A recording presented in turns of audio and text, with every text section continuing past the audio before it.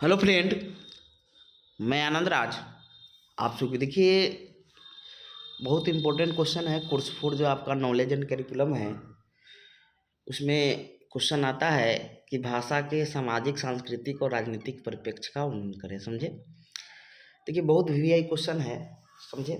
क्योंकि आप जिस समाज में रहते हैं, उस समाज में जो अपने हम भाव विचार को अभिव्यक्त करते हैं, उसमें भाषा की बहुत बड़ा योगदान होता है। बिना भाषा का हम संप्रेषण स्थापित नहीं कर सकते हैं। समझे?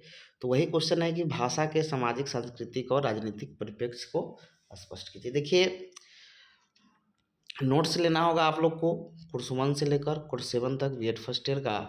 तो इस नंबर पर व्हाट्सएप करके नोट्स ले सकते हैं। 9576002401 पर कुछ पेमेंट करके आपको नोट्स प्रोवाइड करवा दिया जाएगा। 9576002401 पर। समझे? देखिए, हम लोग स्टार्ट करते हैं। इंट्रोडक्शन में लिखा है, क्वेश्चन हो गया कि भाषा के सामाजिक, सांस्कृतिक और राजनीतिक परिप्रेक्ष्य को स्पष्ट करें, यानी social, culture and political context of language, या पर प्रैक्टिस भी बोल सकते हैं। देखिए, लिखा हुआ है, हम जानते हैं कि भाषा हमारी अभिव्यक्ति का सशक्त माध्यम है। अभिव्यक्ति मतलब हम अपने विचारों को, भावों को किसी के सामने अभिव्यक्त करते हैं, उसमें भाषा का बहुत बड़ा योगदान होता है।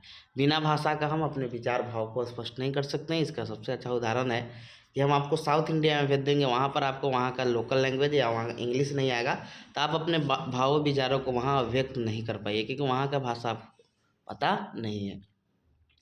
तो वही है कि हम जानते हैं कि भाषा हमारी अभिव्यक्ति का सशक्त माध्यम है। भाषा ही वह माध्यम है जिसके द्वारा हम अपने विचारों और भावों को व्यक्त करते हैं और दूसरे के सामने व्यक्त करते हैं दूसरे के सामने, और दूसरे के विचारों और भावों को समझते हैं। यानी कहने का मतलब क्या हुआ कि भाषा ही वह माध्यम है जिसके द्वारा क्या होता है कि हम अपने विचारों को अभिव्यक्त करते हैं दूसरे के सामने, और दूसरे के विचारों क्या करते हैं, समझते हैं। समझ गए? जैसे एग्जाम्पल समझिए कि मान लीजिए हम इंग्लिश जानते हैं, कोई हिंदी जानता होगा, तो हम इंग्लिश में बोलेंगे तो वो नहीं समझेंगे। तो भाषा सेम होना चाहिए। समझे कि हिंदी बोल रहे हैं तो हिंदी भाषा वाले आपके, तो वो आपके बातों को, विचारों को समझेंगे। समझ गए? आगे लिखा है कि संपूर्ण जीव मंडल में केवल मानव को ही भाषा का अमूल्य वरदान मिला है, अर्थात बिना भाषा के मानव पशु के समान। देखिए, जब आपके पास भाषा ही नहीं है तो आप किसके समान है? पशु के समान है। अब देखिए, लिखा है कि भाषा का सामाजिक, सांस्कृतिक परिप्रेक्ष्य इस बात को प्रतिबिंबित करता है कि भाषा जब सीखी जाती है तो उस सामाजिक, सांस्कृतिक संदर्भ को ध्यान में रखकर सीखा जाता है। अर्थात हम जैसा समाज में, संस्कृति में रहेंगे, वैसा ही भाषा को सीखेंगे। देखिए, सिंपल चीज़ है कि मान लीजिए अभी क्या है कि हम लोग वेस्टर्न कल्चर की तरफ बढ़ रहे हैं। समझ गए? तो यहाँ कहने का मतलब क्या है कि हम जैसा समाज, संस्कृति में रह रहे हैं। समझ गए? मान लीजिए कि हम भारतीय समाज में हैं, तो हम भारतीय समाज की, यहाँ की भाषा को, यहाँ की संस्कृति को सीखेंगे। समझे? जैसा भाषा होगा वैसा आपका क्या होगा, जैसा संस्कृति होगा, जैसा समाज होगा, वैसा आप भाषा को सीखिएगा। समझ गए? जैसे मान लीजिए बिहार के है, तो बिहार में जैसे होली हो गया, मतलब जो भी चीज़ हुआ आपका, जो भी सांस्कृतिक आपका है, तो उससे संबंधित आपको भाषा को सीखिएगा, तब उसको एक पीढ़ी से दूसरे पीढ़ी में ले जा सकते हैं। समझ गए? नहीं तो फिर वो क्या हो जाएगा कि समाज, संस्कृति क्या हो जाएगा, धीरे धीरे खत्म होते चल जाएगा। समझ गए? अब देखते हैं भाषा का सामाजिक परिप्रेक्ष्य। लिखा है, हम जानते हैं कि मनुष्य एक सामाजिक प्राणी है और किसी न किसी समाज में अवश्य रूप से जन्म लिया होगा। देखिए, मनुष्य को अरस्तु जो थे, बोले थे मनुष्य क्या है, एक सोशल एनिमल है, यानी एक सामाजिक प्राणी है जो किसी न किसी समाज में जन्म लिया होगा। जैसा समाज में आप जन्म लीजिएगा, वैसा भाषा का आपका विकास होगा। समझ गए? जैसे कोई जंगल में जन्म लेता है, समझे आप, एक जंगल बुक आप एक अथी भी देखे होंगे, तो उसमें जो मोगली रहता है वो जंगल में रहता है, जंगल की भाषा को सीख लेता है, वहाँ जानवर, जो भी पक्षी वगैरह का। तो कहने का मतलब क्या हुआ कि आप जैसा समाज में रहिएगा, समझे, आपका वैसा भाषा का विकास होगा।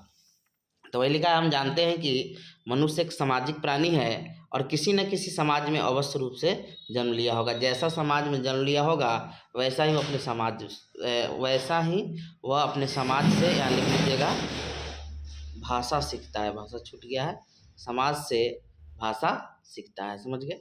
जैसा आप समाज में जन्म लीजिएगा, वैसे ही समाज से भाषा सीखिएगा। भाषा और समाज का संबंध अभिन्न है, यानी एक दूसरे को आप नहीं छोड़ सकते हैं। समझ गए? ऐसे कह सकते हैं कि बिना भाषा का समाज नहीं है, समझे, और भाषा है, मतलब बिना भाषा का क्या हो सकता है, समाज नहीं हो सकता है। समझे? और बिना समाज के भाषा का कोई महत्व नहीं। यानी दोनों में क्या है कि एक अन्योन्य क्रिया है, मतलब एक दूसरे से जुड़ा हुआ है। समझ गए। तो भाषा और समाज का संबंध अभिन्न है। बिना समाज को हम भाषा नहीं सीख सकते हैं। मनुष्य के पास भाषा सीखने की क्षमता होती है, किंतु वह भाषा को तभी सीख पाएगा जब उसे भाषाई समाज का परिवेश प्राप्त होगा। जब तक आपको भाषा सीखना है तो आप अपने समाज से सीखिएगा, जब वो नहीं मिलेगा तो आप नहीं सीख पाइएगा। समझ गए। आगे लिखा है, हम ये भी जानते हैं कि समाज के माध्यम से ही भाषा एक पीढ़ी से दूसरी पीढ़ी में पहुंचती है, और भाषा के माध्यम से भाषा क्या होता है, समाज क्या होता है, संगठित एवं संचालित है। जब तक भाषा नहीं होगा तो समाज क्या होगा, संचालित नहीं हो सकता है। समझे। तो यहाँ कहने का मतलब क्या है कि आपके पास क्या होना चाहिए, भाषा अवश्य रूप से होना चाहिए। भाषा रहेगा तब आपका समाज भी अच्छा से चलेगा।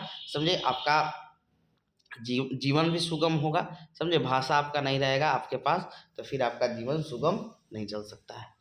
मनुष्य के सामाजिक जीवन का आधार ही भाषा है। देखिए, जब तक आपका सामाजिक जीवन अच्छा कब होगा, जब आपके पास उस समाज का भाषा होगा। जब तक उस समाज का भाषा नहीं होगा तब तक आपका सामाजिक जीवन क्या होगा, सुगम नहीं हो सकता है। तो वही लिखा है कि मनुष्य के सामाजिक जीवन का आधार ही भाषा है। बिना भाषा के मनुष्य पशु के समान है, क्योंकि भाषा के अभाव में विचारों की अभिव्यक्ति और बातचीत करना संभव नहीं है, जिससे हमारा सामाजिक जीवन पशु के समान हो जाएगा। देखिए, बहुत अच्छा बात लिखा है। हम आपको पहले ही बताए हैं कि आपका उस समाज का भाषा नहीं रहेगा तो आप वहाँ पर अपना संप्रेषण स्थापित नहीं कर पाइएगा। यानी आप अपने अभिव्यक्ति मतलब अपने विचारों भावों को अभिव्यक्त नहीं कर पाइएगा। जब नहीं कर पाइएगा, समझे, तो क्या होगा कि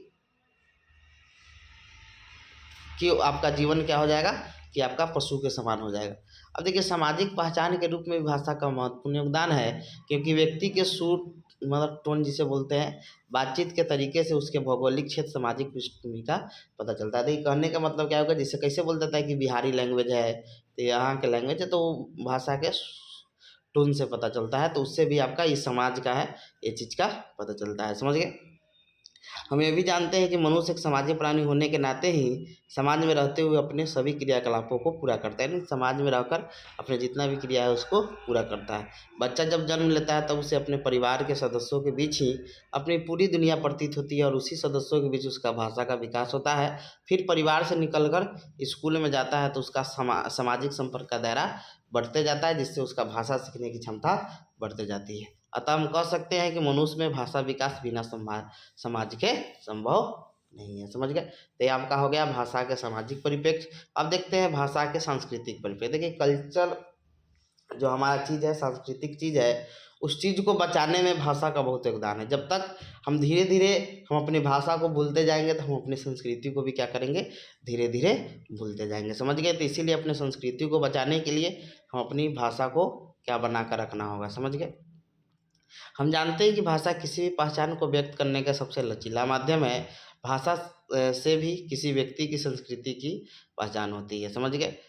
किसी क्षेत्र की संस्कृति, उसका इतिहास और उसका वर्तमान स्वरूप उस क्षेत्र में लोगों द्वारा बोली जाने वाली भाषा पर दिखाई देती है। समझ गए। हम बिहार में रहते हैं और बिहार में छठ हो गया, जो भी चीज़ हुआ, समझे, उससे रिलेटेड हम बात करेंगे तो क्या लगेगा कि हम अपने संस्कृति को नहीं भूले हुए हैं। समझ गए।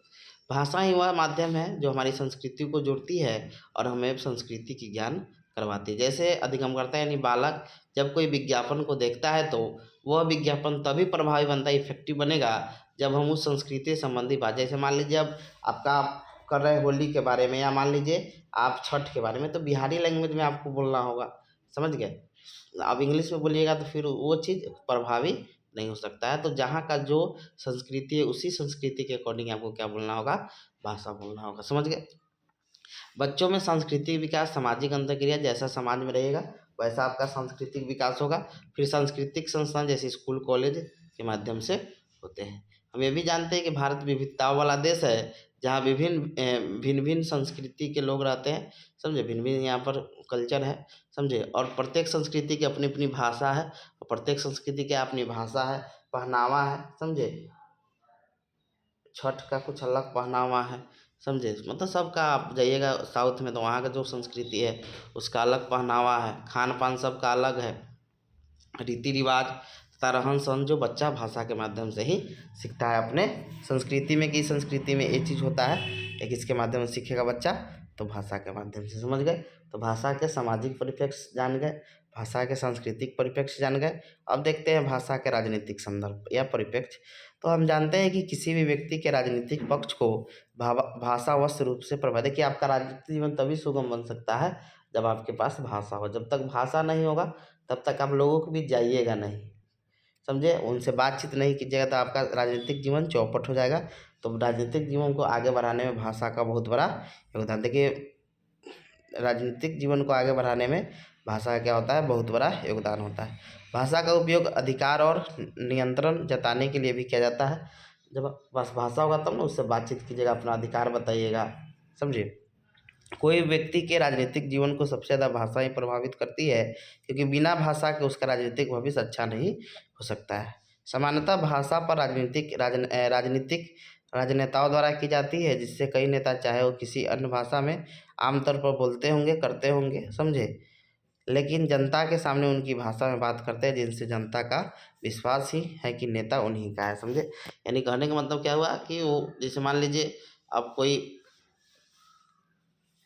अब मान लीजिए कोई नेता है, समझे, तो वो मान लीजिए हिंदी जानता होगा और वो गया गुजरात में, तो कोशिश करेगा गुजराती भाषा बोलना है, क्योंकि लगेगा कि ये हमारे ही नेता है। अब आते हैं हम लोग निष्कर्ष पर कि उपरोक्त विवरण से स्पष्ट होता है कि भाषा का सामाजिक सांस्कृतिक संदर्भ मानव से अकेला नहीं है। भाषा ही मानव को समाज एवं संस्कृति से जोड़ती है। इसीलिए भाषा सीखते समय समाज और संस्कृति को ध्यान में रखकर सीखना चाहिए। समझ गए। तो ये आपका भाषा का राजनीतिक, सामाजिक और आपका सांस्कृतिक परिप्रेक्ष्य था। बहुत इंपॉर्टेंट क्वेश्चन है, इसको पढ़ के जाइए। कल बिहार यूनिवर्सिटी का एग्जाम भी है, उसमें क्वेश्चन आ सकता है, इंपॉर्टेंट क्वेश्चन है, इसको देख कर ही आप लोग जाइएगा। बहुत भी क्वेश्चन है। Thank you.